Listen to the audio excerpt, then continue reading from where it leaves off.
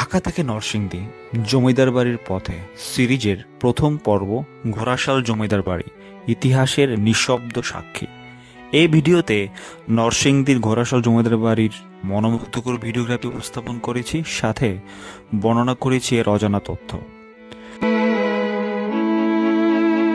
আমার এই ভিডিওতে আপনারা জানতে পারবেন ঘোড়াশাল জমিদার বাড়ি নরসিংদী জেলার ঠিক কোথায় অবস্থিত, এর ইতিহাস, এখানে কিভাবে যাওয়া যায়, যেতে কত টাকা খরচ করতে হয়, ঘোড়াশাল জমিদার বাড়ি যাবার উপযুক্ত সময়সহ অনেক অজানা তথ্য।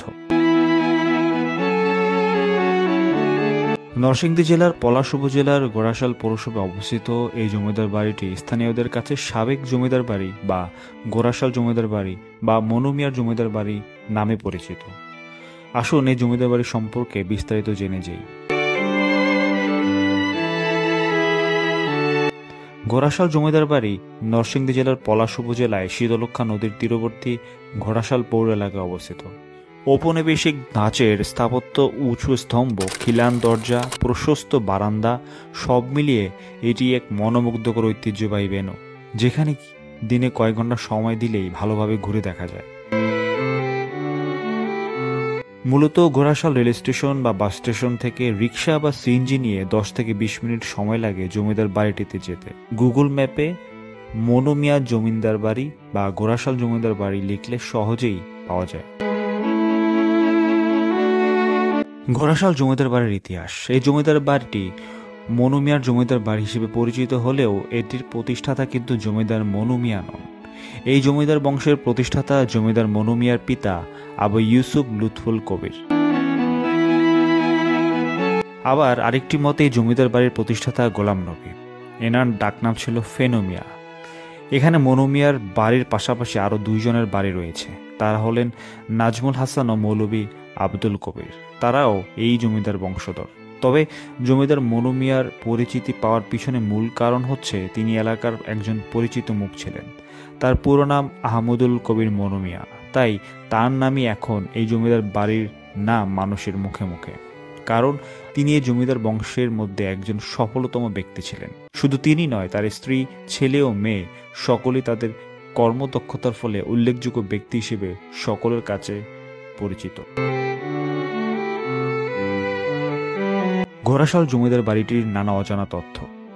স্থাপত্য শৈলী। এই জমিদার বাড়িটি মুঘল ও ব্রিটিশ স্থাপত্য শৈলীর এক অনন্য মিশ্রণ। বাড়ির দেয়ালগুলোতে হাতে তৈরি নকশা আর কারুকার্য এখনও দেখা যায়।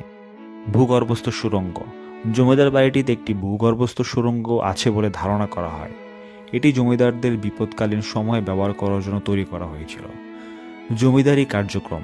জমিদাররা ঘোড়াশাল থেকে তাদের জমিদারি পরিচালনা করতেন। জমিদারের কাছারিঘর, আস্তাবল, গোয়ালঘর, মন্দির এবং একটি দিঘি এখনও এই জমিদার বাড়িটিতে বিদ্যমান।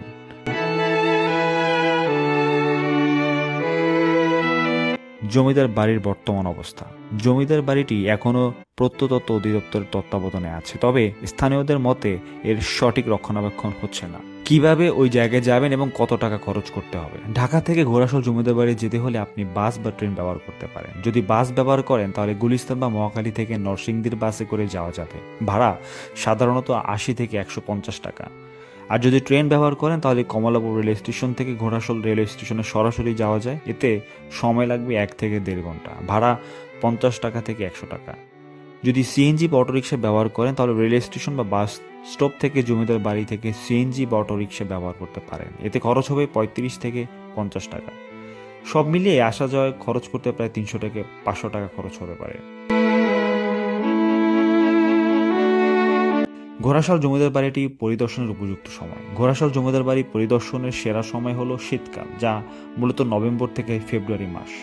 এই সময় আবহাওয়া মনোরম থাকে এবং ঘোরাঘুরি করা সহজ হয়ে থাকে। তবে বর্ষাকালে ভ্রমণ এড়িয়ে চলাই ভালো, কারণ প্রচুর বৃষ্টির কারণে কিছু জায়গা জলমগ্ন হতে পারে। কিছু গুরুত্বপূর্ণ পরামর্শ। জমিদার বাড়ির আশেপাশে স্থানীয় কিছু রেস্টুরেন্ট আছে যেখানে আপনি বাংলা খাবার পাবেন।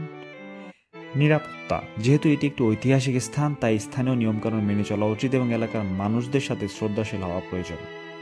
পরিবেশ। ঘোরাঘুরি করার সময় পরিবেশের যত্ন নেওয়া উচিত। আবর্জনা নির্দিষ্ট স্থানে ফেলা উচিত। মূলত ঘোড়াশাল জমিদার বাড়িটি শুধুমাত্র একটি ঐতিহাসিক স্থান নয়, এটি বাংলার ইতিহাসের এক অনন্য অংশ হিসেবে ঠায় দাঁড়িয়ে আছে নরসিংদীর পলাশ উপজেলায়।